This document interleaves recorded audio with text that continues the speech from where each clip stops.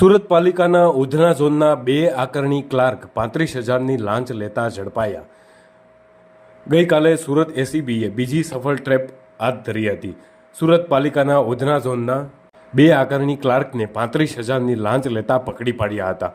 Inspection દરમિયાન મિલકતમાં થયેલ ફેરફારના કારણે વેરો વધે તેમ હતો। આકારણી ક્લાર્કે આ વેરો નહીં વધારવા માટે લાંચ માગી હતી। એસીબીએ મંગળવારે ભૂસ્તર વિભાગના મદદનીશ નિયામકના વચેટિયાને અને પછી આ બંને ક્લાર્કને પકડી અને 2 સફળ ટ્રેપમાં લાંચિયા અધિકારીઓને પકડી પાડ્યા હતા। ઉધના ઝોન સુરત મહાનગરપાલિકા વહીવટી ક્લાર્ક તરીકે ફરજ બજાવતા જિગ્નેશ પટેલ તેમજ મેહુલ પટેલ જે બંને ક્લાર્ક તરીકે ફરજ બજાવે છે, વર્ગ 3ના અધિકારી છે બંને।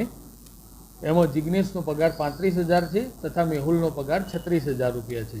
આ કામે મળેલ ફરિયાદના કામે કે વેરાનું રિક્વિઝિશન કરવા માટે આ બંને આરોપીએ ફરિયાદી પાસેથી 35,000 રૂપિયાની લાંચની માગણી કરેલી અને એ માગણી કરેલ લાંચની રકમ સ્વીકારતા બંને જણા પકડાઈ ગયેલ છે, જેઓ બંને વિરુદ્ધ કાયદેસર કાર્યવાહી હાથ ધરવામાં આવેલી છે। વેરો રિક્વિઝિશન કરવા માટે ફરિયાદીએ પોતાનું મકાન રેન્ટ ઉપર નહીં બતાવવાનું, જે કારણે એમનો જે વેરો છે એનું બિલ ઓછું આવે એ માટે થઈ અને વેરા રિક્વિઝિશન માટે અમને લાંચની માગણી કરી।